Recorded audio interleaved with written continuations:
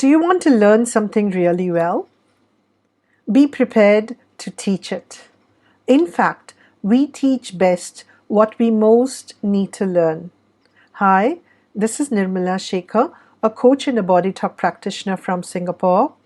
We are currently exploring our intellectual needs in the framework of a map of self-care.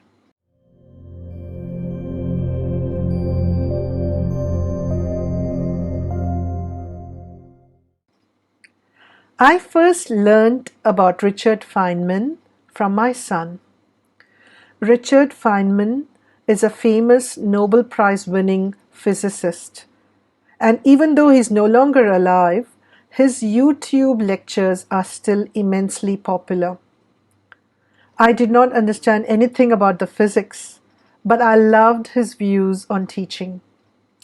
In fact, there is a famous learning technique called the Feynman Technique, which is named after his views on teaching and learning.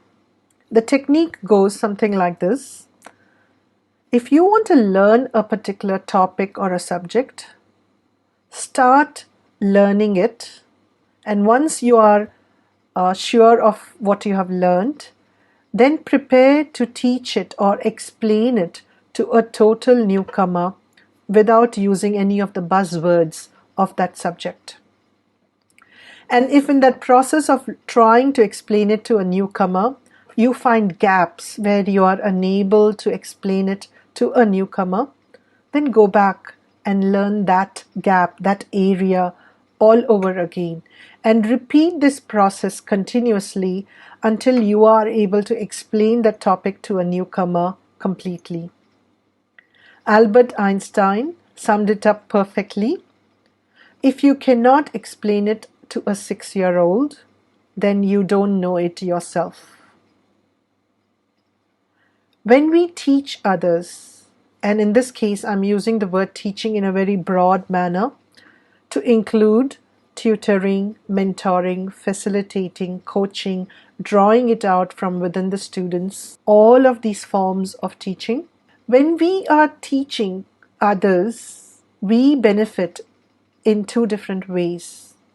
Firstly, we are involved in that topic, spending time on that topic for extended periods of time, and what we focus on grows.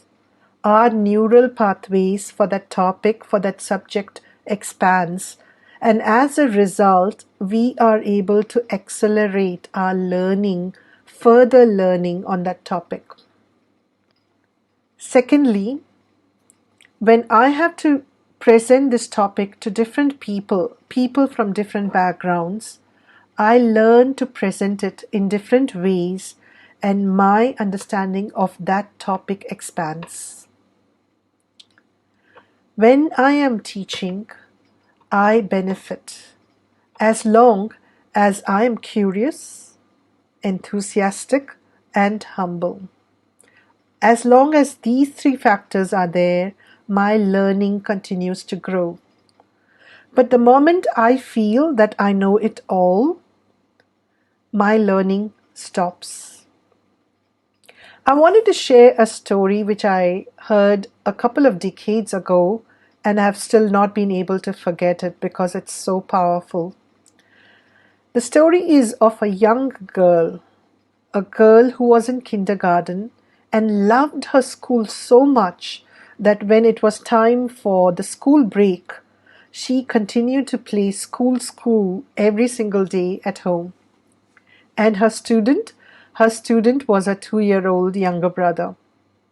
And in the course of that summer break, that younger brother learned everything that his sister had learned in the entire semester in school. We don't have to be an expert to teach others. Through the process of teaching, our expertise grows. In ancient India, we had the Gurukula system, the system where students lived with the teacher and their family for long periods, could be 9 to 11 years at a time. They learned the subject matter, and also valuable life skills that were needed by the student later on. And when it was time for graduation, they used to have a simple convocation ceremony where the teacher would advise the student, you have learned everything that there is to know. Remember these important principles as you continue your life.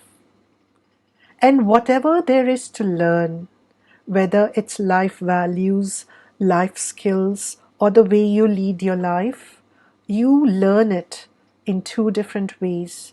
You learn it through self-study, swadhyaya, and through teaching.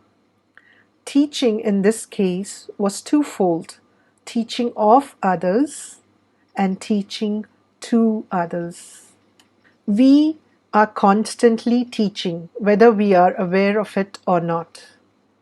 Sometimes, through our example, we are teaching others what to do and how to do something. And at other times, we are teaching them what not to do and how not to do something. Since we are teaching anyway, whether we are aware of it or not, why not choose to teach in a way that we are aware of and use that teaching experience to improve our learning? There is a quote that says we learn 10% of what we see and 95% of what we teach others. So, what are you willing to learn through teaching? That's all for today. This is Nirmala Shekhar signing off. In the next video in this series, I will be looking at our most important intellectual need. See you later. Bye bye. Namaste.